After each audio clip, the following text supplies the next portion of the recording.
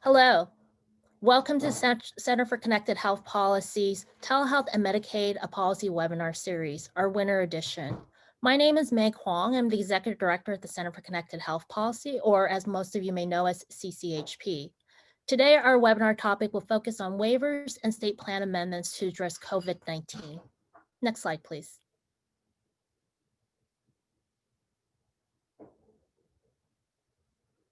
Next slide.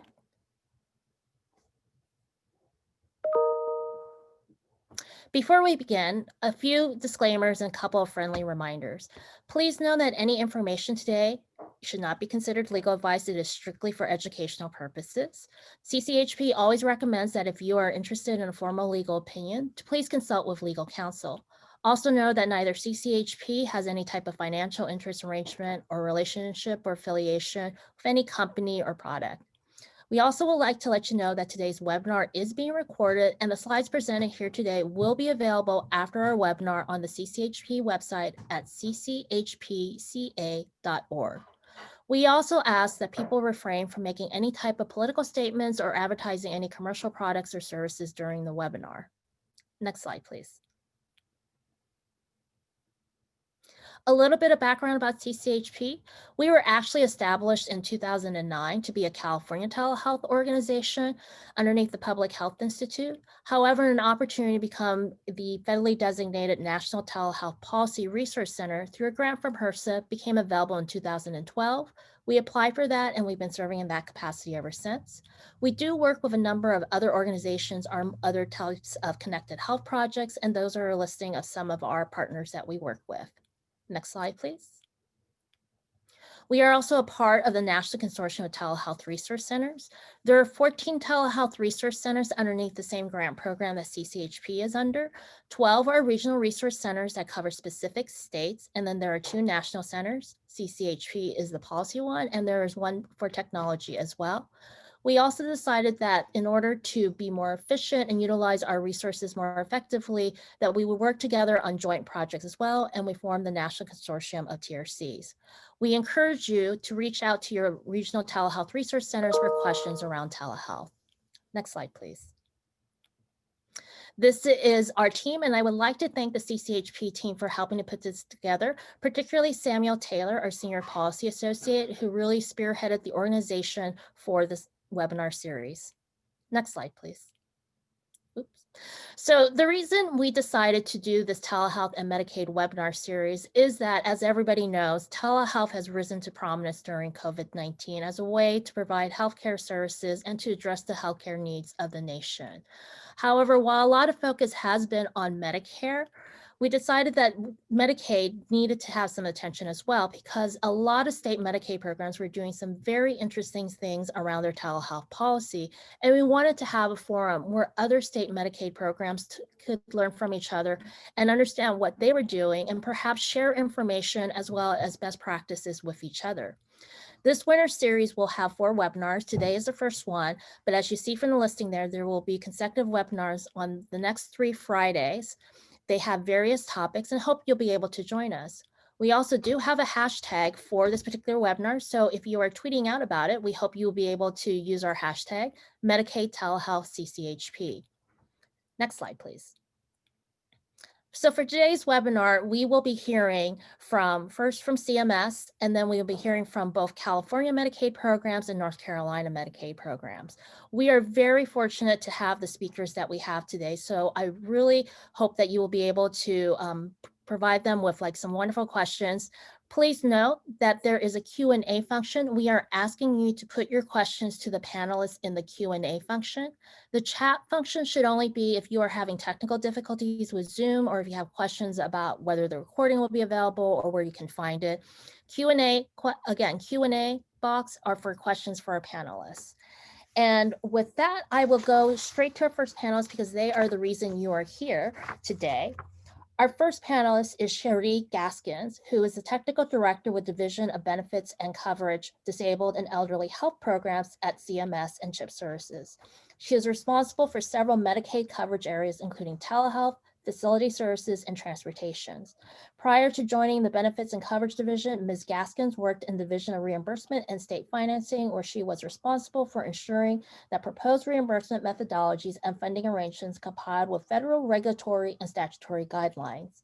She holds a Bachelor of Science in Healthcare Management from Towson University in Towson, Maryland, and a Master of Business Administration from Loyola in Baltimore, Maryland.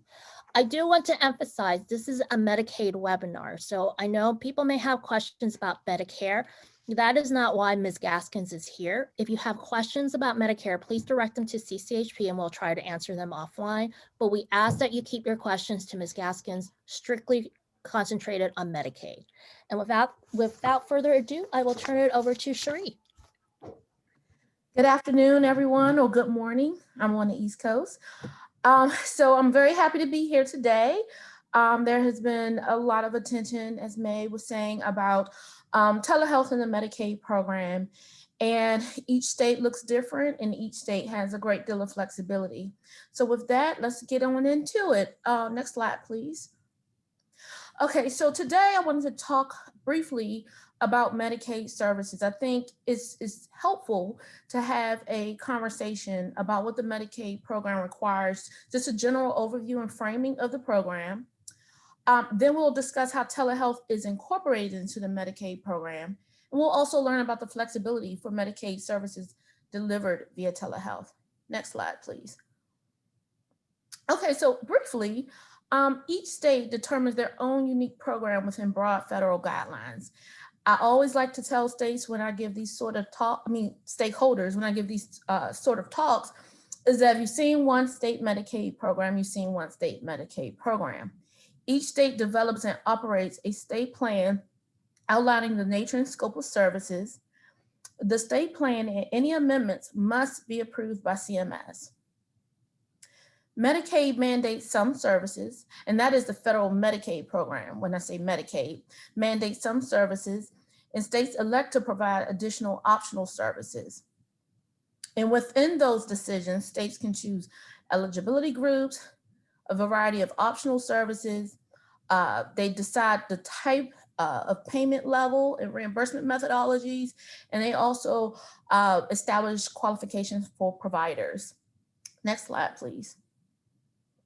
So here I wanted to provide a list of just the mandatory and optional services. Now, I will say this list will be updated as a result of the recent legislation that was passed in December. One of the things to note here is that routine patient costs associated with clinical trials is now a mandatory service in the Medicaid program. So we anticipate more information to come out on that. But in general, this is the list of mandatory and optional services in the program. Next slide, please. Okay, so telehealth in short is described as using technology to deliver services. Services covered in Medicaid can be delivered using telehealth. And one of the things I like to stress is that we do not view telehealth as a service. It is a delivery mechanism. And because of that, many services can be delivered through telehealth. Some examples here are asynchronous or store and forward, two-way real-time audio visual communication, and also audio, i.e. telephone communication. Medicaid coverage of services delivered via telehealth, as May was saying, is not dependent on Medicare rules governing telehealth. And we get that question quite frequently. And I wanted to just really be clear that each state has broad flexibility in establishing their telehealth program. Next slide, please. Okay, so in terms of that flexibility, what does it look like? States get to decide what services to cover that will be furnished through telehealth, which practitioners can furnish telehealth, what type of technology to use, where in the state it will be covered, how the services will be reimbursed. And I want to say that services must be provided within the practitioner's scope of practice. And generally, states have discretion over that scope of practice through their scope of practice acts. Next slide, please.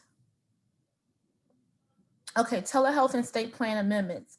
So the state plan is a document that describes to the federal government how a state will operate its Medicaid program. This state plan has a variety of information in it. Eligibility, services, payment methodologies, assurances, all sorts of information is in what's known as the state's plan. States are not required to submit a separate state plan amendment for coverage or reimbursement of telehealth services. If they decide to reimburse for services in the same way or amount that they pay for the face-to-face service, visit, or consultation. And this is very important because we often are asked, what do we need to do to establish a telemedicine program? And the first question that the team in my division will often ask is, well, are you planning to furnish that, pay for that service differently? And if the state representative says no, then there's no need for a state plan amendment. Okay, states must submit, I'm sorry, can you, yeah. So the last bullet, which I already went over, but I'll go over it again. So that means that states must submit a state plan amendment if the reimbursement methodology that they intend to pay is going to be different. Next slide, please. So early on in the pandemic last year, our team got together and we wanted to consolidate, provide information to states and stakeholders about telehealth and Medicaid. Previous to this, we've only had a website. Medicaid.gov has a telemedicine landing page that briefly outlined the information I'm sharing today. However, when we were in the midst of the pandemic, last year in the beginning, in April, the decision was made to issue a toolkit. And this toolkit, the first toolkit that was issued in April, really provided an overview of the regulatory and infrastructure issues that states could consider and whether to expand telehealth capabilities. Early on, there was some confusion as to how certain provider types and methodologies interacted with different states and the Medicare program. And this toolkit was viewed as a helpful way to get information to states and stakeholders. I'll also note that this toolkit was updated in October with additional questions around FAQs that were issued around telemedicine and the pandemic. So I do invite folks to review those documents for an up-to-date view on telemedicine and Medicaid. Next slide. Okay, so I briefly wanted to go over some payments for telehealth. States can pay for distant or originating site fees. They can pay for technical support and necessary equipment as ancillary costs. One of the most important things we often get asked is how can states receive funding or receive Medicaid payment to build for infrastructure. As of right now, under the state plan authority, there's no additional reimbursement for the actual infrastructure costs. So unfortunately, that's not a program cost under the state plan authority. Next slide. So I wanted to give some resources today. As I stated, the telemedicine landing page has a wealth of information. There's also a report to Congress under the Support Act that incorporates some of the information regarding pediatric and substance use disorders and pediatric services. I do invite you all to review those documents. As I stated, the supplement to the toolkit is there, as well as an overview of this of telehealth and Medicaid. Okay, with that, next slide. I believe it's time for questions. Thank you, Cherie. That was terrific. You do have a couple of questions here. The first one is, you had mentioned that Medicaid programs can decide who will be eligible providers to provide telehealth services and be reimbursed. I know sometimes there's a little confusion on how much decision-making states have on allowing federally qualified health centers and rural health clinics to provide telehealth services and what can be covered by that. Is there broad flexibility for the state Medicaid programs to decide how far they can take those policies with FQHCs and RHCs? Yes, and in particular with FQACs and RHCs, I do invite the person who asked that question to look at the telehealth toolkit. There's a FAQ specifically addressing FQACs in particular because of, I believe, the restrictions that Medicare has imposed on telehealth in the FQAC RHC space. But in general, yes, states have a great deal of flexibility on what services can be furnished via telehealth by those providers as well. Okay, great. There was actually some questions around what you meant by infrastructure. Could you clarify what you mean by that? Is that just equipment, or are you talking about broadband, or both? Both, but generally the question has come up in particular when we talk about rural providers and broadband access and the capability of providers, actual medical providers, having the equipment to do some of the telehealth services or services via telehealth. And we have often had to tell states that's not a cost that can be borne in the Medicaid program as a service cost. My understanding is there are other ways states can seek to recoup some of that cost to help out with some of the infrastructure needs, but that's typically what I'm talking about: broadband, the equipment, that sort of thing. Mm-hmm. There was also a question about, could you clarify when you say that pay for a telehealth service differently? And I think this refers to, if you need to do a state plan amendment. The question is, are you referring to the amount paid, the process for payment, or any aspect of how it's paid? Yeah, okay, so that is a great question, and I'm glad that was asked because I usually speak in shorthand, and I do apologize for that. So in the 419B section of the state plan, that's known as reimbursement to providers, in that plan, states are able to determine the payment level, the actual methodology by which they will pay the providers. If that methodology is the same, if a service is delivered via telehealth, then no additional state plan is necessary. If they want to pay that provider differently in terms of the reimbursement rate that they pay for that service, that's when the 419B page is necessary to be submitted to CMS. Okay. Are state Medicaid programs in any way incentivized or encouraged by CMS to continue or expand telehealth services? When you say incentivize, are you saying is there extra SMAP associated with it, or if that is the what the person meant by incentivize, there's no additional FMAP that I'm aware of attached to services delivered via telehealth. But because of the pandemic, telehealth has been a talking point from this from our agency as a way to get services to people while we're still socially distancing and that sort of thing. Mm-hmm. We get this a lot, and it's talking about consent. So is verbal consent, at least from CMS's viewpoint, is verbal consent required on every telehealth visit when no written consent is on file? That's a great question. And offhand, I do remember this coming up. I would encourage, I don't know the answer offhand, and I don't want to give out the misinformation, but I do believe consent is covered in the FAQs and the toolkit. So if the person who's asking that question can go to the link on the telemedicine landing page, I do believe that's been addressed, but I can't remember offhand what the answer was. I would say in general, consent is required for any service, but I don't want to go too far into that because I think there's a bit of a nuance there that I'm not remembering in the moment.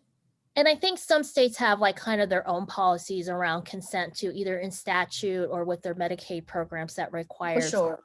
Yeah, so it may not necessarily be coming from CMS. It may just be the state Medicaid program. Yeah, and let me pick up on that one point, Meg, that I did not pick up earlier in the presentation. That and I do apologize for that. There are no federal Medicaid regulations on telehealth. That's very, very important to understand. In the Medicare program, there are, I believe, statutory requirements and regulatory requirements. In the Medicaid program, there are none. So if you are looking for something specific with regards to consent, you won't find it in the regulations specific to telehealth. And it would be based on whatever the state's consent requirements are. But again, I do invite you to look at the toolkits because I think there's a question there about consent. Yeah, it's why some states' Medicaid programs have so much flexibility. There's nothing specifically tied to it so far yet. That's right. There's no federal Medicaid mandate for telehealth services. Does the reimbursement for technical support service include the telemedicine software platform? I do not believe software is contemplated in that, but that's a very nuanced question.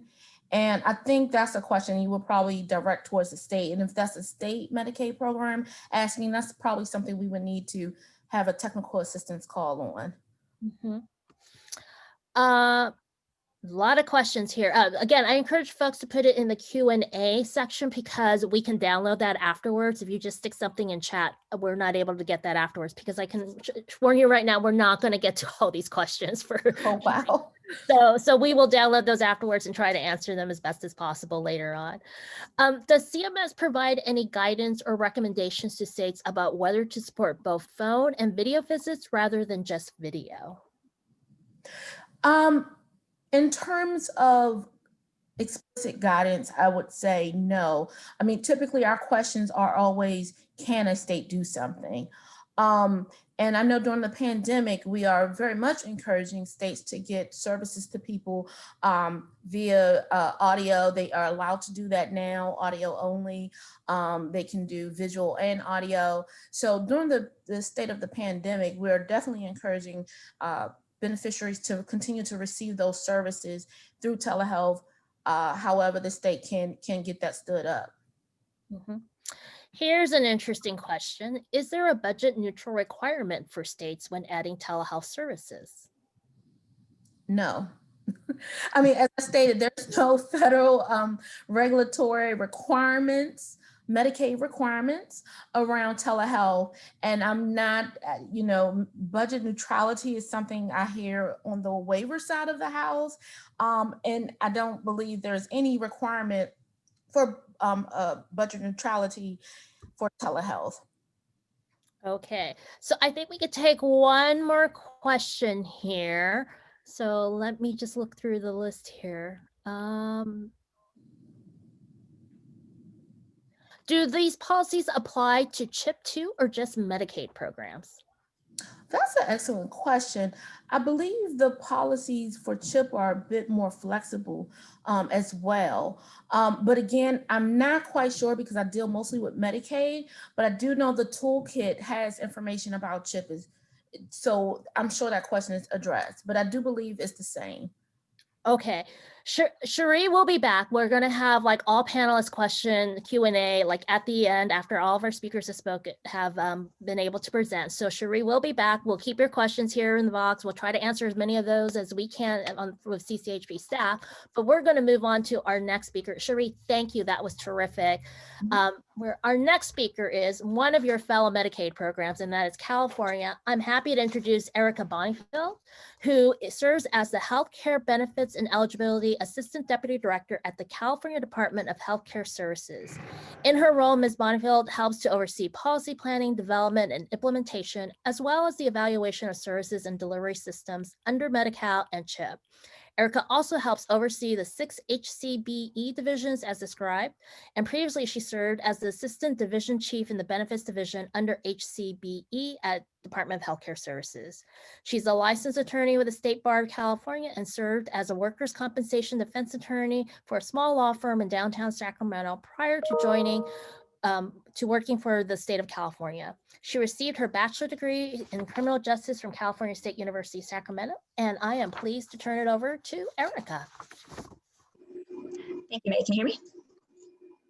Yes, we can. Perfect. Thanks so much. Hello, all, and thank you for the opportunity to speak with you today about California's telehealth policy and Medicaid. So today I'm just going to give you a high-level overview of our telehealth policy, sort of where we started, how we've evolved during the sort of unprecedented public health emergency, and provide some general commentary and direction about where we're sort of going future forward as we look to sort of unwinding the public health emergency in a post-COVID world. Next slide, please. And sort of as I'm speaking, there's some helpful links and resources to department telehealth policies, both our existing policy in the provider manual, as well as some guidance we've put out through our all plan letter and some of our temporary COVID-19 facilities. So sort of backing up a little bit, Medi-Cal's telehealth policy was established pursuant to Assembly Bill 415, which is known as the Telehealth Advancement Act of 2011. Telehealth in California has evolved mightily. We undertook an extensive policy review back in 2019, following an extensive stakeholder engagement and public comment effort, just to sort of look at our policy holistically to see if there were areas where we could make refinement and make it work better for not only our providers, but the beneficiaries that we serve.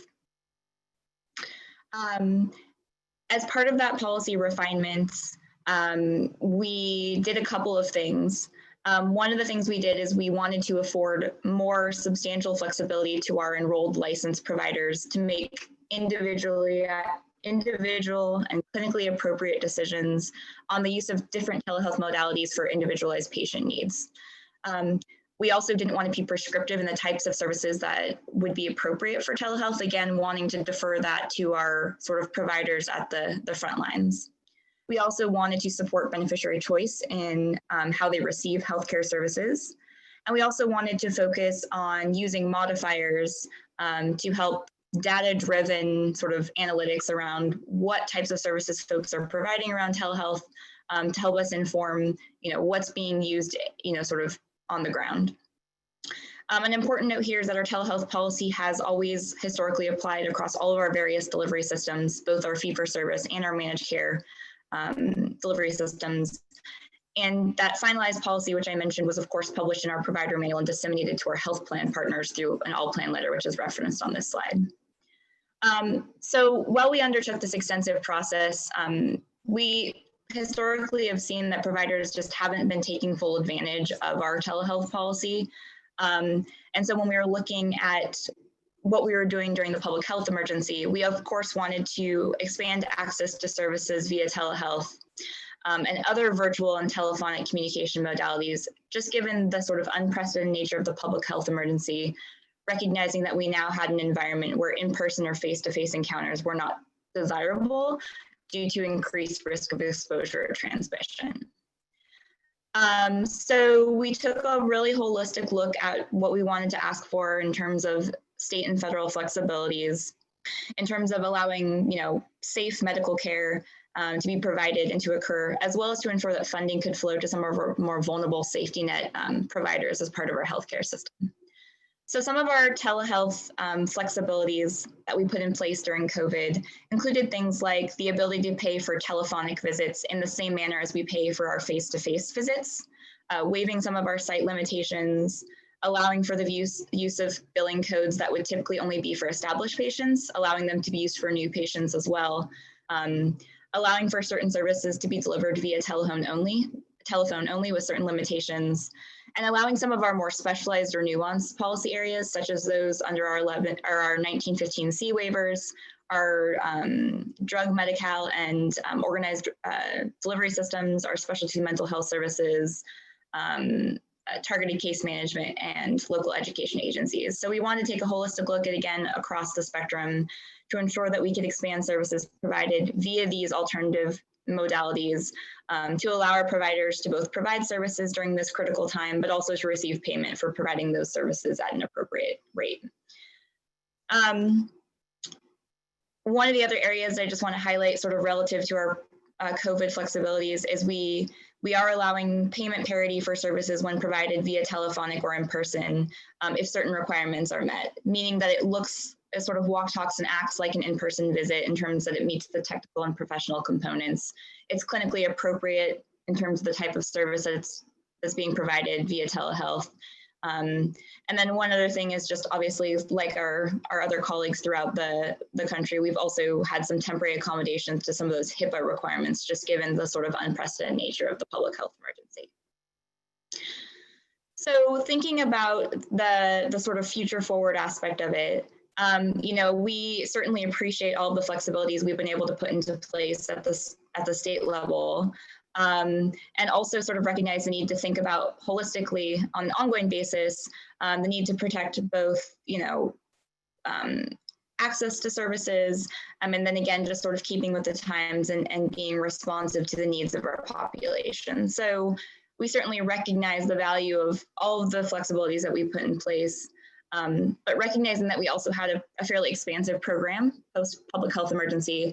We also want to ensure that, you know, we're continuing to look at the quality of services being provided, also keeping a close eye on program integrity, but also ensuring that we're protecting patient choice and ensuring appropriate access to care, including assessing for health disparities and some of those access concerns that were mentioned by my federal partner around, you know, access in terms of broadband and that kind of thing. So, you know, anecdotally, we've received very positive feedback regarding the flexibilities that we've put in place during the public health emergency.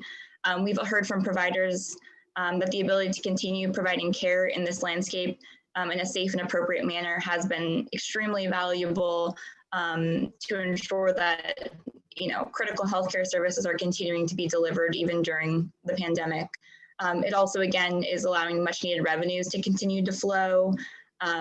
It's also allowing for, you know, critical mental health services during this sort of crisis period when we have sort of social or physical distancing and isolation. And it's also helping to, you know, protect and maintain patient privacy.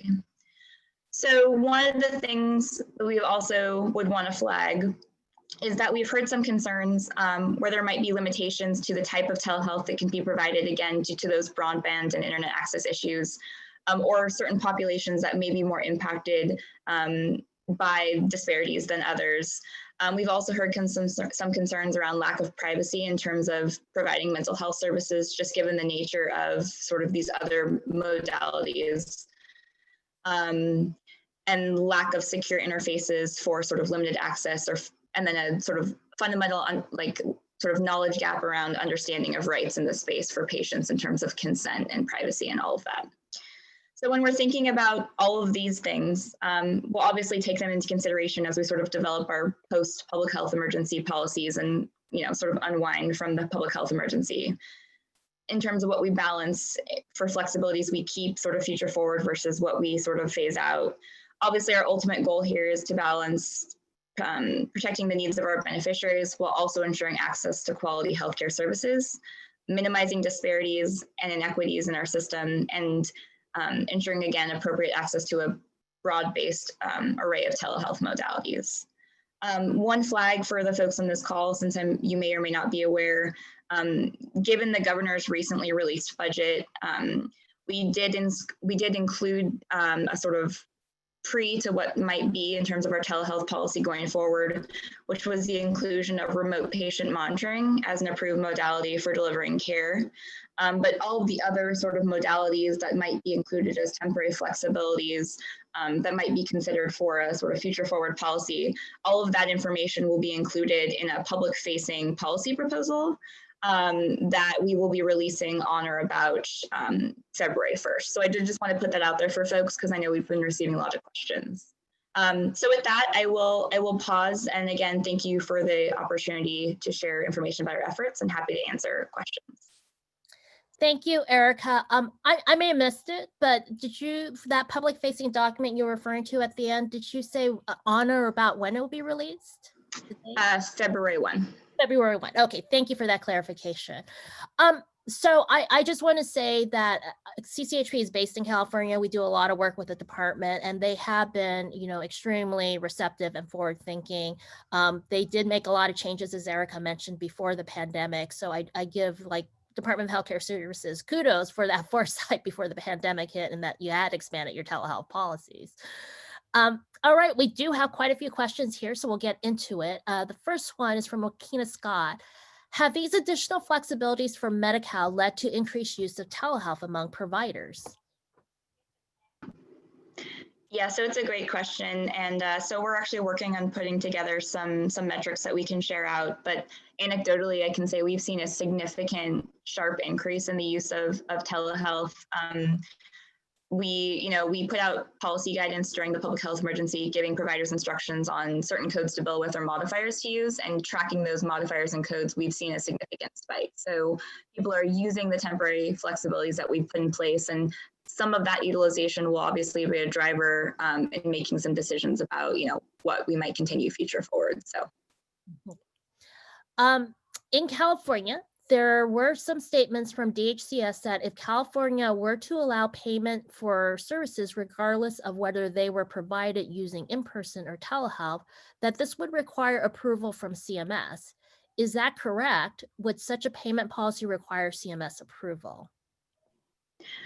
I will preface this by saying the payment piece is on the other side of the house at DHCS, so I'll take a stab at it, but I don't want to provide the wrong information. So there are a lot of areas in telehealth where we don't need to seek federal approval because I think, as our federal partners alluded to, there's a significant amount of flexibility around modalities for delivering covered state plan services. But when it comes to payment provisions, depending on what you're trying to do, there are a number of things where you have to seek CMS approval. So we are working in close partnership with our CMS colleagues on any necessary federal approvals that will need to be effectuated relative to the post-PHE policy we're going to put in place. And all of that will be put through our normal sort of state plan process in terms of the comment and release. Any thoughts about allowing network adequacy flexibilities for telehealth? Yeah, so it's a good flag, and it's come up in a number of our stakeholder forums. It's certainly on our radar and something we're thinking about. And so, when you see the policy that comes out on February 1st, to the extent there's information in there that you would think would be helpful for us to include, we would encourage, you to take a look at that and give us feedback, as we always welcome it. But it is an area that we are looking at and giving some serious consideration. I don't know how much you can answer this question or if we have to wait until February 1st, but there is a question about the remote patient monitoring element that was in the governor's budget. Can you say more about what it means for RPM to be a covered benefit? Would the device, would the device be covered? Sure. So what I can say is that the policy is still under development for RPM. I would just flag for us, it's a modality for delivering services. It's not necessarily its own standalone benefit category. So if you were to look at it in our state plan, it would be under the auspices of telehealth. We wouldn't see it stand out on its own. So there will be specific billing codes associated with the modality, and then there'll be more to come in the policy as we develop it. But it's a little bit premature for me to say, but yeah, we will have those specifics spelled out relative to what's included in the to be consistent with what's included in the governor's budget. Any coverage for secure messaging, for example, over a patient portal?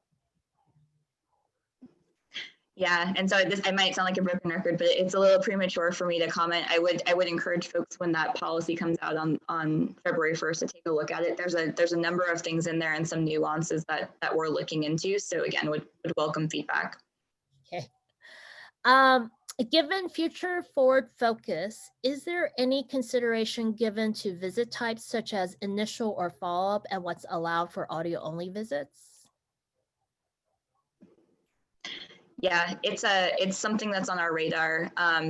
Obviously, one of the nice things about the telephonic modality is that you could use it to assess, for example, after you have an in-person visit, you have a call with someone to say, to check in, how are you doing? Do you need to come back in for another in-person visit, or can we address some of your concerns over the phone? So those are the types of things that we're going to be spelling out ultimately in a policy that we put forward. Again, some of the nuances, not be a broken record, will be sort of outlined in this public-facing document that will be released in short order. And so, again, would encourage folks to look at that. And if there's areas where you think you could provide helpful feedback, we would welcome that. Mm-hmm. Is the waivers that you have now, Erica, in California, are they active until the year in which the PHE ends, or do they end with the PHE? So I'd have to go back and check. They have a date. They're tied to the PHE itself, but I'd have to go back and check the exact dates. But there's an approval like it's a certain amount of days after the end of the public health emergency, but I can't remember off the top of my head. I can certainly provide that information to you afterwards to share out. Sure. And Erica, any information you want to provide to CCHP, we'll make sure it's made available to the attendees as well. Okay, absolutely.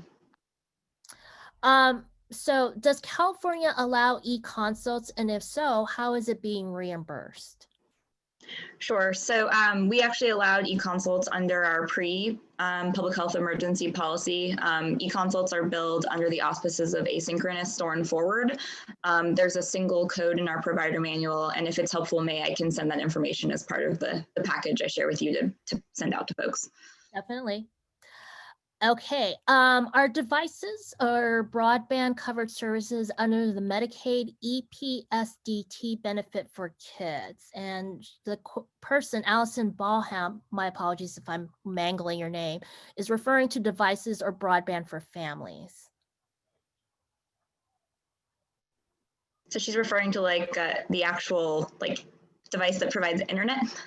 It sounds like it, yeah. And then the actual coverage of the Like the the kind of cost. Yeah, Yeah, so this is as you might imagine, I think maybe my federal partner alluded to it, but this is a hot issue for folks. I mean, under our Medicaid programs, we do have some limitations in terms of what we can cover from a medical perspective. And so these are sort of broader conversations we're having as a state around, how you might cover these types of things. So I don't really have any more to share at this time, but it is something on our radar and conversations we're having as part of a broader state.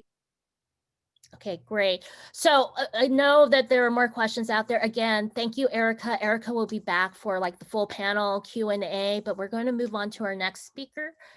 So Erica, thank you very much for that insightful and great update that you gave us. I know you're limited in what you're able to say because of just things going on in the state. But we're going to turn next to Dr. Shannon Dowler, who is with the North Carolina Medicaid program. So Dr. Dowler joined the North Carolina Department of Health and Human Services as the Chief Medical Officer for North Carolina Medicaid in 2019.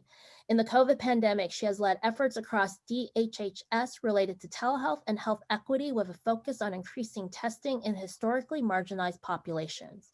Dr. Dowler obtained her medical degree from East Carolina University Brody School of Medicine and completed a family medicine residency and fellowship in Asheville at MAHEC. She has spent her career in the service of nonprofits, including local health departments providing full spectrum care, as well as a longstanding role in the STD clinic as CMO for a large FQHC in Western North Carolina, and most recently served as Associate Chief Quality Officer and Chief Community Medicine for Mission Health System, focused on integration of healthcare and reducing unnecessary care variation across a health system. So I will turn it over to Dr. Dowler right now. All right, thanks so much for having me. So I'm on the other side of the country. I love that you chose two states on opposite ends. So thanks for having me on, and I'm going to tell you about what we did in North Carolina. I will tell you that I am probably the least expert of our panelists today. I joined the Medicaid program just under a year and a half ago. I had served on the physician advisory group for Medicaid for several years, reviewing clinical policy, and decided to make the move as the CMO for Medicaid as we were getting ready to move into managed care in North Carolina. So next slide. So I think Cherie said the same thing earlier. When you've seen one Medicaid state, you have seen one Medicaid state. So we all are different. So it's not an apples to apples comparison. You just heard from California. They're really different than North Carolina on a lot of levels. But they have had Medicaid expansion. North Carolina has not. They have managed Medicaid. North Carolina does not. We are planning to go live with that. And of course, they are much larger as a Medicaid state than we are with the number of beneficiaries, but we're still a relatively large state when it comes to Medicaid. Next slide. So I think that the number one important thing to caveat here is that we moved from having one telehealth policy for our state Medicaid program in February of last year to having over 100 by the end of March. So we worked really quickly over the course of the pandemic. We actually created 367, I think the number now is 377, flexibilities across multiple functional areas. And so the work of the team was tremendous. We worked incredibly quickly to stand up telehealth in a state that did not have much telehealth coverage. And I'm going to tell you about everything we've learned so far in the telehealth that we've done and the evaluations that we've done on it. We also then immediately, as soon as we turned things on, started to think about what's going to stay on, because immediately genie out of the bottle, it's hard to push that genie back in. So we wanted to forecast to the field early on that just because things are turning on right now, it doesn't mean they're going to stay on forever. And so we had a really comprehensive effort around streamlining and tracking that. Next slide. So we started doing evaluation on March 7th of last year. I sent a message to the team saying, I want you to be evaluating all these things that we're doing. And we had multiple dashboards for tracking the work that we were doing, whether it was where we were seeing telehealth happen for Well Child, where it was our own Medicaid beneficiaries and where they were as far as COVID infection and recovery, to where we were seeing lab positives around the state. So we were tracking the data from day one, trying to understand what was going on in North Carolina. Next slide. What you see here in this graph is you see the black line is our in-person visits, and you see seasonal variation around Christmas and New Year's. It always dips around that time. We all try not to get sick and have preventive care around the holidays. But then in March, you see the huge dip in care. So 56% reduction in face-to-face visits by April in North Carolina amongst our primary care providers, really significant impact. What you'll also note is the yellow line's telehealth and the blue line is telephonic care. And we've been very intentional to separate telehealth, which is real-time audio-visual care by our definition, and telephonic, which is audio only. And that will come up repeatedly in my slides. But what you see is there's nothing in there until we go into the pandemic. And that's because North Carolina had one telehealth policy. It was a consultative only policy. It was between primary care and psychiatry, and it was really limited. North Carolina didn't allow FQHCs or rural health centers to use telehealth modalities other than that consultative model. And we had very restrictive telehealth policies. As a matter of fact, in December, a few months prior to the pandemic, Assistant Secretary Ben Money and I had launched a telehealth modernization campaign across the department. We had a 3-year goal to turn on telehealth modalities. We figured between needing authority from the federal government, from the legislature, and the money to do it, it would take us 3 years to get it done. And it's amazing what a pandemic will do to move government bureaucracy, because we did it all in 6 weeks instead, and more. So much progress, but you see the huge drop off in visits and the beginnings of telehealth and telephonic. You'll notice initially telephonic rose more steeply than telehealth. I think that's because our state was not ready for it, because we didn't have many policies that allowed for telehealth. And so as soon as people caught up and began using telehealth, that far outstripped telephonic. Part of the reason for that, and total transparency, is that we were reimbursing for telehealth real-time audio visual at parity with face-to-face, but we did not reimburse telephonic at parity. Around in June, after getting so many messages of great despair from my colleagues around the state, we decided that we'd reimburse it at 80%. And I'll tell you a little more about our rationale about that later. Next slide. This shows in a little more detail what we saw in North Carolina. As soon as the stay-at-home order was issued, you saw a huge rise in telehealth visits. And then when it was lifted, you see it start going down again, although at a much higher level than it was prior to the pandemic, obviously. Next slide. One of the things that we saw consistently is that behavioral health services were used at a much higher rate than physical health services for our telehealth. I think some of that's because we already had that one policy, so folks were used to using it in the behavioral health space. But I think it's really shown a tremendous value in the behavioral health space as well. A lot of teletherapy going on, and other ways that behavioral health is able to access care differently and much more easily across the state. Next slide. So I told you we were tracking the difference between face-to-face, telehealth, and telephonic. You do see that they're used more in behavioral health in the telehealth space, but in the telephonic, it's almost all exclusively teletherapy, whereas in the telehealth, it's more in the psychiatry and more of a medical model of visit. Next slide. So this was some analysis we did looking at the odds ratio of using telehealth in a few different in a variety of ways. So if you lived in an urban, you were 1.2 times more likely to access telehealth services than in a rural area. If you are white, you're 1.2 times more likely to use telehealth than if you are Black. If you are not Hispanic, you are 1.4 times more likely. And if you have chronic disease, you're almost 3 times more likely. What we've seen on the urban versus rural is that's actually improved. The gap's narrowed. So the chance of using telehealth over the last few months has become almost equal. We see the same with race. That's pretty leveled out. We definitely still have a significant disparity amongst our Latinx population, and we're really gratified to see the chronic disease. That was one of the areas we were most worried about in the pandemic, is that our sick patients, our chronically ill, wouldn't access services, and in fact, they did at 3 times the rate. Next slide. So we did track racial uptake of telehealth services. We were concerned initially that we might see disparities there.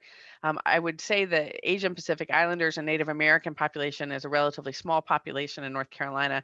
And so the strength of that line and signal is not as good. But if you focus at the Black versus white, you see a pretty similar pattern of utilization. A big effort in the Medicaid program. We put together a crowdsourced video on for our beneficiaries, but everyone in the state, about encouraging them to use telehealth for healthcare during the pandemic. And so we had different docs and therapists and others around the state send me little clips of video of themselves talking about telehealth, put it together and put out a nice public-facing video. We worked really hard from the beginning to help make sure the people in the state were comfortable with and willing to engage in telehealth. Next slide. We looked at our claims per beneficiary by race, and what we see as a pattern that holds true before and after the pandemic is that our white and American Indian population use services more than our Black or Asian Pacific Islander relative to the size of their population in our Medicaid program. And that same pattern held true with telehealth utilization. Next slide. This is something that I think has been a real interest area for a lot of people, and that's that rurality and broadband access. So we did find a relationship with the more rural you were, the less likely you were to use telehealth, although we're seeing that over time, that signal's degrading. And across this time, behavioral health stays strong. There was no correlation for behavioral health services for urban versus rural. And over time, we're seeing more and more, so it's almost equal. We were originally seeing that broadband difference as well. The more access to broadband, the more telehealth you had. And we're also seeing that narrow down. So folks are figuring out how to use this modality. Next slide. One of the other things we studied in North Carolina was looking at how quickly our providers billed for services. And what we saw was that for all billers, whether they were slow, medium, or fast, as far as how quickly they submit claims to us from the date of the visit, all of them got slowed down during the pandemic response. And I think a lot of that, it was around concerns around compliance with billing for these telehealth services, the constant changes. We had webinars for our providers every week for about a 3-month period where we would announce what was changing, what new services were available by telehealth, what new remote patient monitoring. There was just a broad number of those 367 flexibilities. And so every week we were giving them new information about new things that they could do and bill for. And that did slow them down some.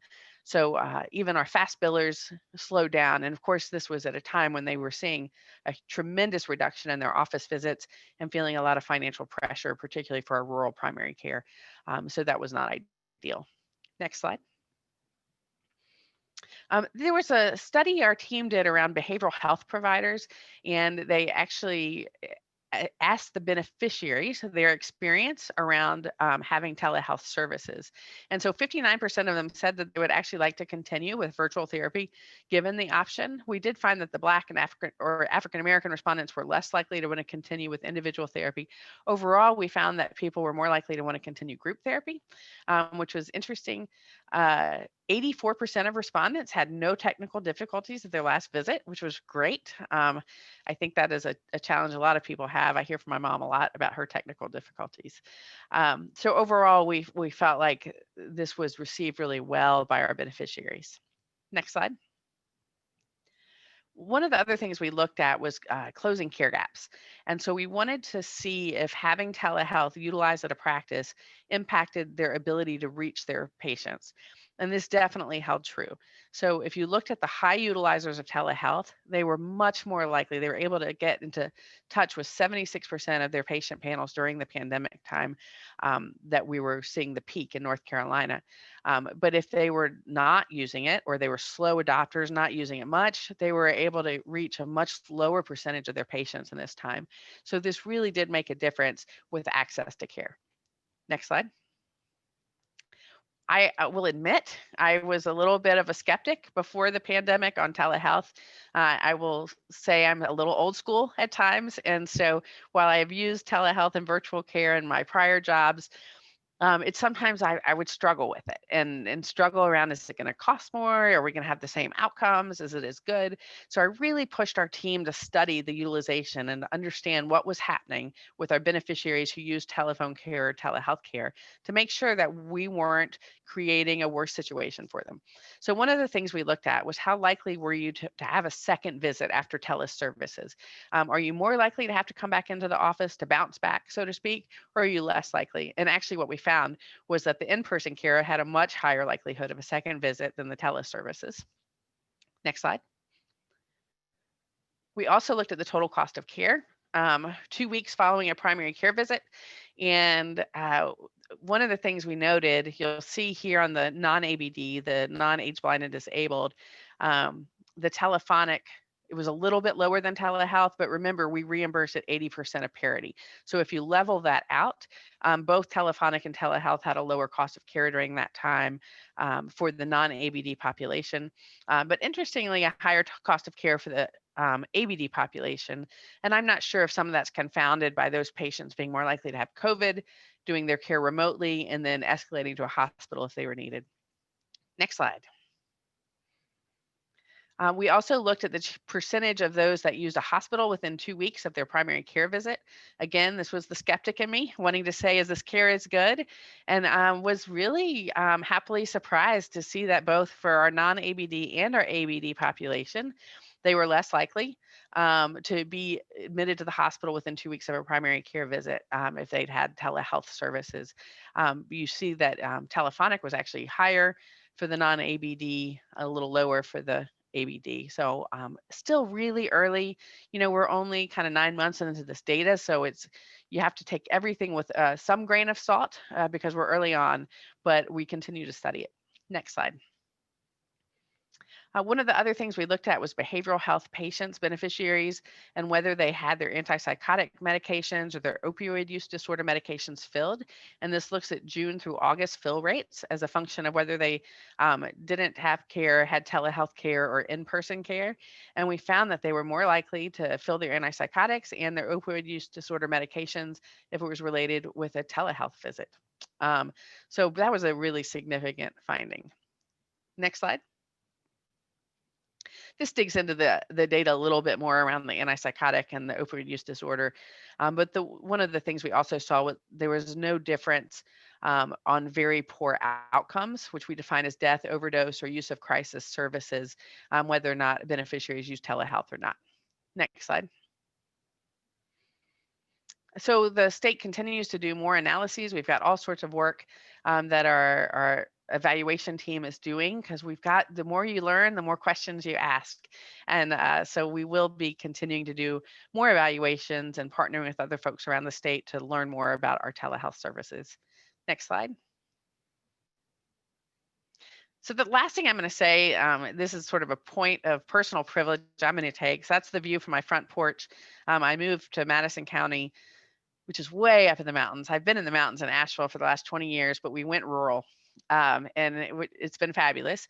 But the one thing I will say is the digital divide is, until you live it and experience yourself, it's a little hard to understand. So we live up on the side of a mountain in Madison County, and the cost of Wi-Fi for us more than doubled when we went from the city to this rural location. Our speed went down dramatically. So 1/10 of the download and even less of the upload speed. So we're paying more than double. We're getting much poor service rather than having our own dedicated internet use we have to share it with all our neighbors. So if the neighbors are watching Netflix, you're in trouble with your Zoom calls. So very different service that we're able to get. And we also, in order to get internet at our house, which feeds the entire holler below us, my husband had to go up on the mountain across the way, cut down a bunch of trees, and we had to pay the company a couple $1,000s to upgrade their equipment. So this digital divide's real. We had the resources and the willingness to do this and to invest this, but a lot of people in rural states don't have that. So this is a national problem. It has to do with education, healthcare, jobs. I mean, it goes in all levels, but this digital divide really needs attention. I'll tell you, the neighbors that live right down the hill from us have a second grader. In order to get his homework uploaded, they have to get in their little four-wheeler, drive it to the top of the cow pasture up on the mountain beside us, and then upload it using a cell phone because the internet speed is just not fast enough to do it. So I did want to take a moment of personal privilege and reflect on this digital divide and the challenge that it creates.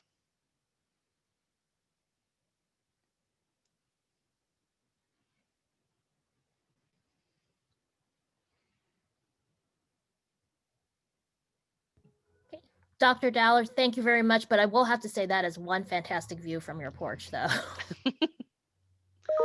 All right, we've got quite a few questions for you. That was terrific. So we're just going to dive in. So first one is, did North Carolina see a differentiation in growth in utilization of children's behavioral services versus adult during the PHE? I wouldn't say we saw that stand out. We did see increased compliance with children on speech therapy and some of the other specialized therapies. And that's something we've been really studying about what we're going to keep on in the specialized therapy space. And we're seeing that parents' interaction with the speech therapist or the occupational therapist is really different with telehealth. They're much more engaged in the moment than when they're in an office checking their phone or doing other things because they have to be with telehealth. And so we're hearing feedback anecdotally that telehealth services for children in some areas is actually more effective. Okay. Do you think the Hispanic lag in access to telehealth is due to language barriers? I think a lot of the times it is. You get your EMR message saying you've got an appointment, and my guess is 100% of the time it's coming in English, and then you try to navigate the system, which is all in English. And so if you have a language barrier, using these telehealth resources is just going to be very, very difficult. Mm-hmm. Keeping with that utilization theme, you mentioned that patients are getting used to telehealth services and explaining the decrease in disparity between urban versus rural use. Are there other factors that you think contributed to that? I think there are a couple things. Some of our practices got really creative and would actually expand their internet signal and make it available to folks in their parking lots. So someone could drive into a parking lot and have their telehealth visit with using that internet. We also saw schools doing that and public libraries doing that. So we did create more public spaces for people to have access to internet in North Carolina. And I'm sure that contributed to it as well. Mm-hmm. Does North Carolina anticipate submitting a telehealth specific state plan amendment post PHE? I don't think anything specific other than we've already decided to keep on a lot of our telehealth work. And so that's one of the things that first slide, which was showing our circuit breaker process of going through this 377 flexibilities that we turned on. That's like a growing number every day. What are the ones that we're going to keep on afterwards? And as far as I'm concerned, there are very few that are going to require a state plan amendment. Mm-hmm. Did you control for complexity of medical issues when looking for in-person versus telehealth visits? Do we know that the difference in likelihood for more visits wasn't because more complex members sought in-person care? So at some of those slides, you saw the ABD versus the non-ABD population. And so that's where you could see that differentiation based on complexity of visit. Not perfect science, but on several of those, we did compare utilization based on whether they were age blind or disabled as a sort of marker for complexity. We do have a clarifying question for you. What does ABD stand for? Oh, sorry, age blind and disabled. Sorry, vernacular. My first 3 months at Medicaid. I felt like I was learning a foreign language. No, we all do that. We all do that. No worries. In North Carolina, have you done any comparative work with the social screening and referral system supported by United Way, and whether patients utilizing social supports linked to telehealth or in-person care impacted subsequent hospitalization or crisis service use? That's a really great question, and I don't think we have yet. We've been sort of deep in the mire of pandemic response, and that sort of analysis feels like luxury study. But I think that's a fabulous idea, and we should be doing it. Mhm. Will the patient's home be allowed to be a place of service for Medicaid in the future? Yes. So we have already turned on some of our changes as permanent policy changes, even outside of the public health emergency. One of the things we recognized was that the field really wanted to know what to expect moving forward. Do they invest in a telehealth platform? Do they not? Do they keep using this sort of cheap free thing that they could get during this PHE? So we wanted to let them know what things were going to stay on. So we have made drastic changes to our telehealth policies that are permanent moving forward. We're not done with all of them. We're still struggling with a few and trying to decide what the right thing is to do. But we've made quite a few changes, and they're up on our website. We've done some special bulletins outlining them. Just to let you know, Brendan Riley is giving you a special shout out saying he doesn't know how you do everything that you do. So, That's nice. all right. Did North Carolina measure savings of your telehealth analysis, specifically medication adherence and reduced follow-up care and/or ED visits? Not yet. We wanted to get a bigger data set before we really looked at anything that we felt like we could hold to. We also, like, what is normal? Like, we haven't gotten to see normal yet, so it's hard to project into the future of what normal is going to look like. I will say, certainly in the last 10 months, our fears in North Carolina, the reasons a lot of telehealth hadn't been turned on is because the fiscal analysis that was done said it would break the piggy bank, because everyone was concerned it would be additive visits and it would end up being very, very expensive. We have definitely not seen that. So we're seeing that the telehealth utilization is in a replacement visit standpoint. And whether that continues or not, we're really going to look at. But I think we're very reassured that the sort of doomsday predictors of cost have not actually panned out. Yeah, that's a question that comes up frequently, is that last year was such an unusual time. So it's a little bit hard to figure out, well, what is this, normal, or is this just reaction because of this very unusual situation?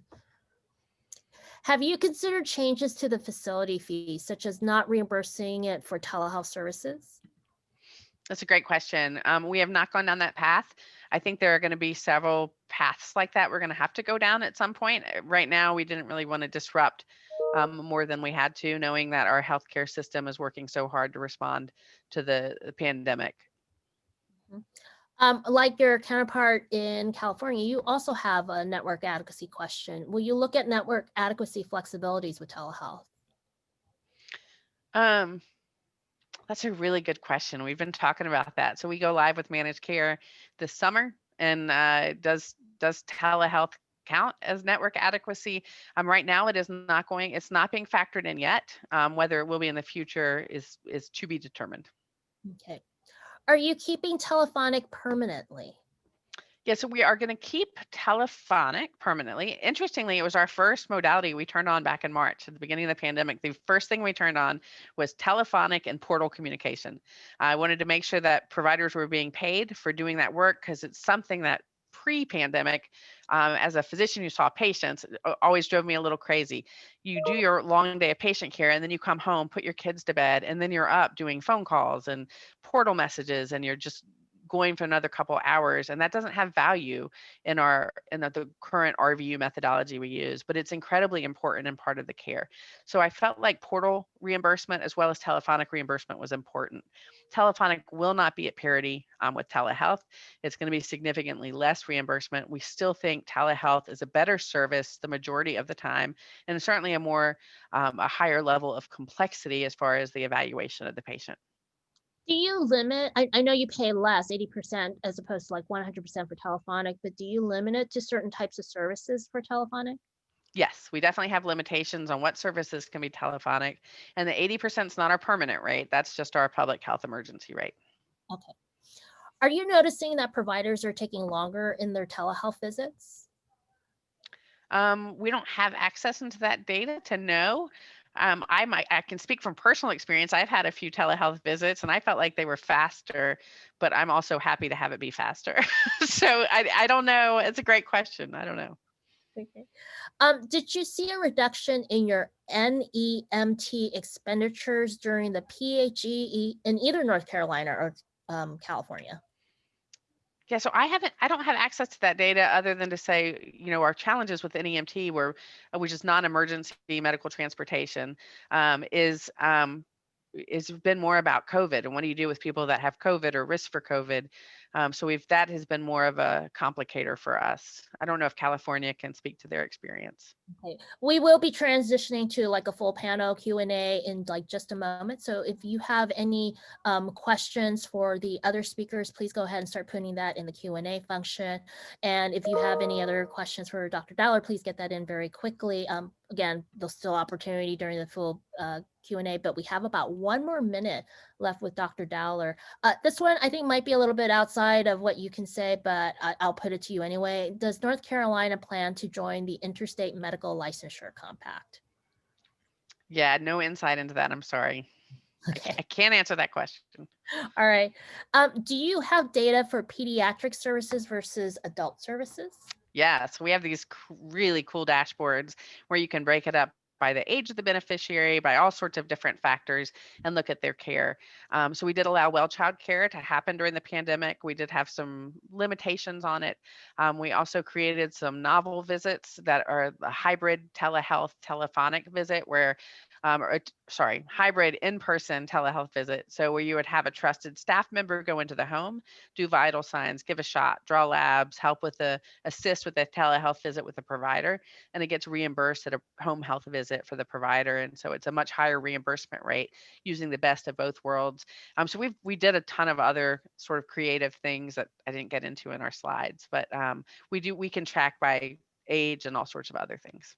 Great. So last question directly for you, Dr. Dowler, before we open up to like the full panel here. Will FQHCs and RHCs be able to continue to bill for telehealth services after the public health emergency? Is this policy now permanent? Yes, that is one of the first and most important permanent policy changes we made. It's critical for our federally qualified health centers and rural health centers to have access to use telehealth for their beneficiaries. It's just too important not to. Well, thank you very much, Dr. Dowler. That was incredibly informative there. I'm sure a lot of people like me got excited when they saw all that data as well. We are now going to transition to the Q&A section with all our panelists. So I invite all the panelists to please come back on, and we will ask you again, please put your question into the Q&A function. Chat should only really be used if you are having technical issues or have technical questions. Let's see, as we get everybody back on. We have a question here. It's like, I would really like to know about out of country, as one of my providers is going and wondered if he could still provide telehealth video, I think is what she means by THV, while out of the country. CMS says yes while on PHE, as long as patient is in the country. Is Medicaid the same? Any help is appreciated. So So I think the question is go ahead, directed towards me. I think that question has to be directed necessarily to the state Medicaid agency. We definitely have out of state federal requirements when services must be furnished to a beneficiary. Out of country is a little bit, it's similar, but there are some other nuances to out of country payment for services. So that definitely has to go to that particular state's Medicaid agency to address. Yeah, and I will say from a state standpoint, we've been really wrestling with some of these things. A lot of it has to do with your medical board and your licensure for your state, and so that sort of control at the state level, your legislature, there are all sorts of things that can play into that on whether the provider has to be in the state. I haven't heard out of the country yet. I've heard providers wanting to go to other places for 3 months and work remotely from those places. Right now, as long as they're an enrolled Medicaid provider and they're live in good standing with our agency, which means they have to be licensed by the medical board, then we are allowing for some remote work from the doctors. But as far as out of the country, I think that one would be trickier. And this is really more for temporary, not permanent services. Yeah, and I was just going to add, I agree with what Dr. Dowler said. I would just also add that we have some requirements that there has to be like a nexus or a hook to an in-state presence for our providers. And so if you have like an in-state office, but you might be somewhere else, or some of our providers have contracts with people outside of the state, like as long as that billing occurs and there's an enrolled provider who can actually build a program, that's a component part as well. It does get more complicated when you go outside country. And so if there's a specific question, again, you could send that to us and we could look to get you an answer, but that's a general statement. Okay.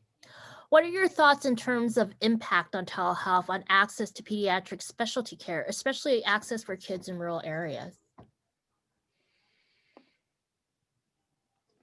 So I think the access in rural areas we've seen an improvement of for children particularly is around specialized therapies, particularly the speech therapy. With school being out, that was one of the first things, was kids that were getting services through their schools suddenly were really at a loss. And so we saw a lot of speech therapy happening because of telehealth's ability. Less so on the well child care, less of a, that really wasn't adopted widely in North Carolina. Yeah, I would agree. I would say anecdotally, we've seen some of the more nuanced specialty areas really see a benefit. We have a number of specialties or subspecialties that there's only a few providers or a handful of them in the state. And so particularly for our folks in rural areas, having the ability to utilize the telehealth modality has been a great benefit. So yeah, I would agree. As you consider what can and won't be considered for telephonic or audio-only visits, how do you coordinate with state licensing boards to ensure what's supported aligns with licensing requirements for clinicians involved? We met with our boards early on in the telehealth space to make sure that they felt comfortable and supportive of the work that we were doing, and we continue to stay in touch with them. So we're definitely working in step with our boards to make sure that what we're approving and moving to feels comfortable for them. Yeah, we in California take a similar approach. We have regular engagement with our various boards. I would also just flag that generally speaking for our policies, they're all predicated on being consistent with scope of practice for their applicable licensing boards. And so that is usually referenced in the policy. So we don't usually opine as the Medicaid agency on scope of practice. But of course, if there's specific questions, and we work in close partnership with our licensing boards on that front. So. And I will say the one area that I think we have had the most tension of our role with regulation compared to a board's role with regulation has been on group visits.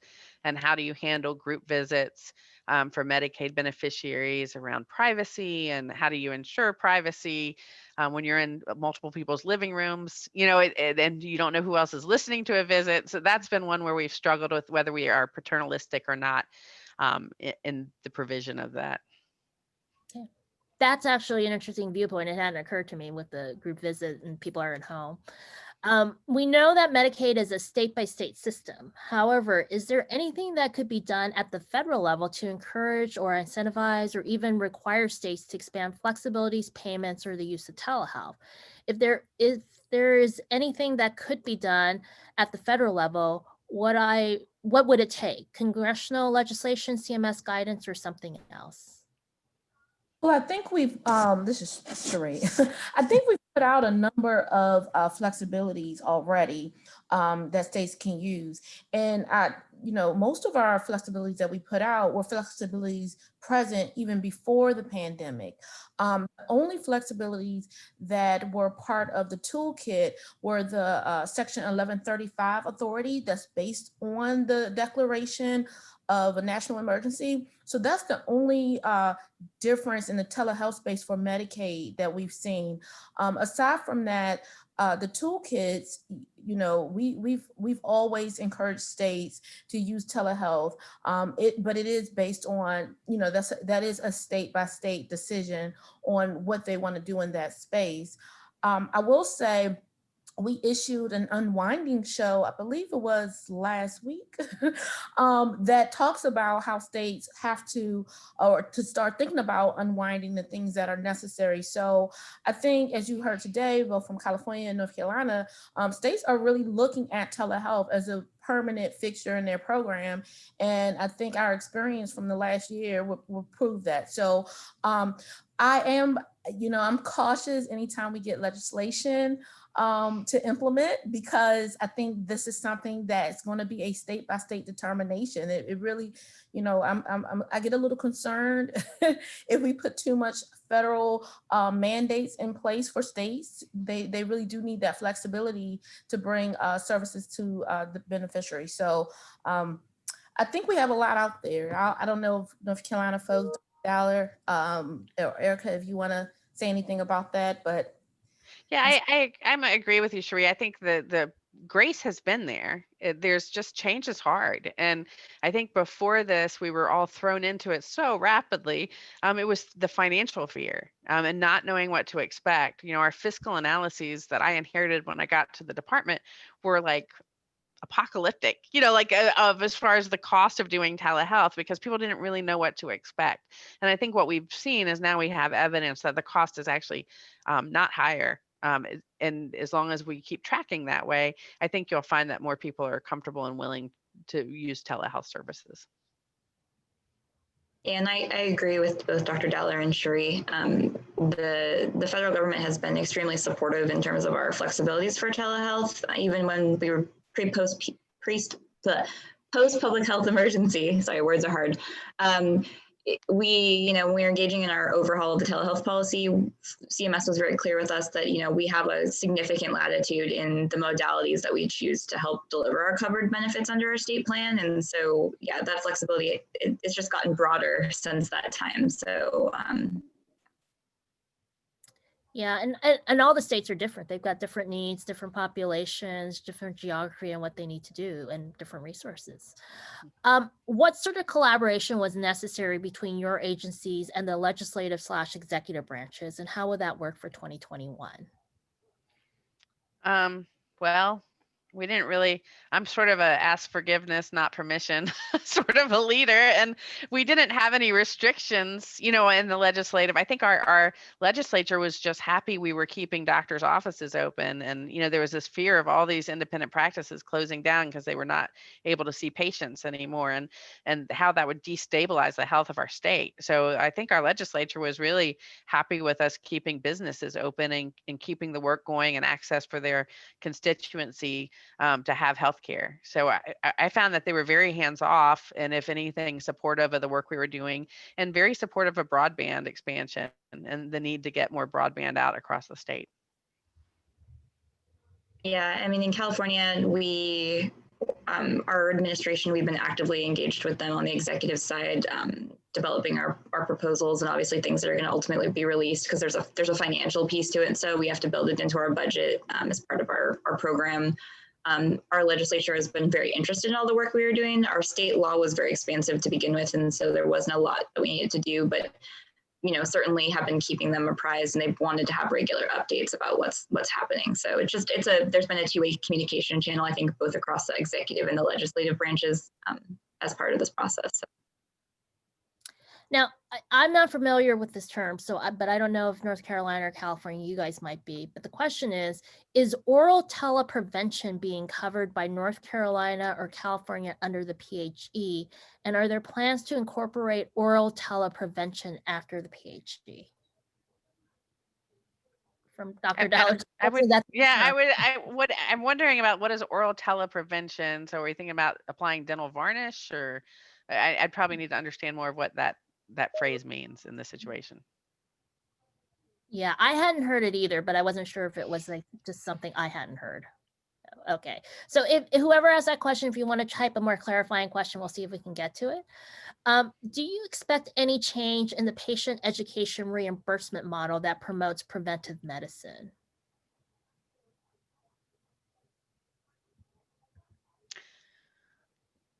I don't, right now, that is not something we're working on particularly. Yeah, I would say.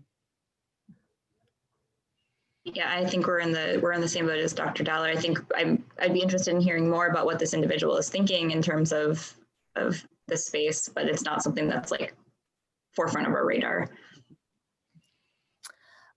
So this is about the PrEP Act amendment provides for telepractice into the state for COVID-19 without an interstate license. Has there been any interaction with Medicaid reimbursement, or is it purely a federal COVID-19 reimbursement issue?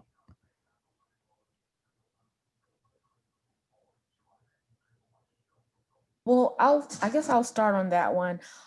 We have been discussing a lot of the different declarations to the PrEP Act and what it means for states.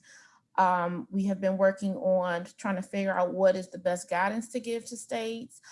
With this particular requirement, we have not started those discussions. I do anticipate that being looped in because a lot of the PrEP Act declarations have garnered a lot of discussion. I'll just say it like that. And we are still trying to figure out what's the best message to states. So I think I can say that we do anticipate adding more to the discussion. I know we have the vaccine administration stuff out there in the toolkit that's on our website as well. But as of now, I don't think we have really delved into this particular issue as much, but I anticipate we will. Okay, so stay tuned for that, it sounds like. Did any of your Medicaid agencies work with Title V on telehealth policy? I'm going to have to publicly embarrass myself and ask for what a definition of Title V is. The maternal and child health programs. Oh yeah, lots. Yes, we worked. We worked a lot with our public health team on how to best practices, especially with our OB champions through our. In the state, we've got a group of OBs we call our OB champions who help drive our maternal care around the state. We definitely got a ton of feedback from them. Actually, one of the things we turned on was allowing blood pressure monitors, scales to be given as durable medical equipment to our pregnant women. And we did a lot of things in the pandemic to respond to the unique needs of pregnant women and children. Yeah, ditto for California. We've done a lot of work with our maternal child health program, which is under Department of Public Health, particularly around our CPSP program and our providers. Our telehealth policy applies across the board. So even if it's a program administered through Title V through a partner or sister agency, the same telehealth policies would apply to those populations they serve that are Medicaid. So wanted to throw that out as well. We have time for just 2 more questions, so I'm going to get it in really quickly. Any data on reduced no-shows with the PHE adoption of telehealth? So we don't get access in our Medicaid program into no-show, right? We don't have access to the scheduling systems and whether people show up or don't show up. But I will tell you that anecdotally, what we've heard from our providers around the state and every kind of specialty is that they've seen a dramatic improvement in attendance to appointments and keeping appointments compared to not using telehealth services. Yeah, and Erica's nodding her head too for California as well. So the last question, it seems to me that most of the reimbursement issues around telehealth are tied to a fee-for-service model of payment. How do the panel members see payment for value impacting the use of telehealth and the regulatory environment around it? I think it's going to, I think this is clearly where we have to go next. I think if we were paying for population health care, not in the fee-for-service model, then we would be jumping up and down around telehealth, telephonic, however you could reach your patients to get to the desired outcome, which is healthier people. And so the fee-for-service model we're in really is more limiting than that. And I think once we get into more of a population health model where people are really responsible for the lives of the patients that are under them, we'll see a ton of telehealth and remote patient monitoring and other things that we've been a little more hesitant to use in the fee-for-service space. And I would just add for California, our telehealth policy obviously applies to our managed care partners and our managed care delivery system as well. And so obviously the payment structure is tied to fee for service. And so we pay our managed care plans differently. And so we always have a question around how we incentivize our health plans to make sure that they're providing care and, incentivizing quality improvement around healthcare services. And so we do have, we have quality metrics and things tied to that to help drive those goals. And then obviously we're exploring other options as we go forward as part of our larger initiative around CalAIM and other things. So that's all the time we have. I really want to extend a very great and heartfelt thank you to our speakers, Sherry Gaskins, Dr. Shannon Dowler, and Erica Bonneyfield. You guys were all terrific. I didn't say this, but there were a lot of comments in the chat saying like, these are terrific speakers. Thank you so much for having them on today. So I just want to let people know, this is being recorded. The PowerPoints will be made available. They will be posted on the CCHP website. It is Friday, so look for them next week. So we probably won't be able to get them up like at the end of the day today, but you can access our website and download and watch the video next week. That's the link for it. Next slide, please. Our next presentation will be on January 22nd, and we'll hear from Dr. Dowler again. It will be on provider engagement and education. We'll also hear from Nevada Medicaid and Ohio Medicaid as well. Next slide, please. We want to again thank you to our speakers for this wonderful presentation. We also want to let you know that you can subscribe to our CCHP newsletter for future presentations and other information and resources that we have available. We will also be sending you an evaluation form after this webinar. Please fill that out. We would like to hear back from you. This is the first time we have done anything like this, so we would like to have feedback from you on how you thought it went and what you may think of for future presentation ideas or topics for webinars. So once again, thank you to all of our speakers. Thank you to all of our attendees for being here. And thank you, everyone, and have a great weekend and stay safe.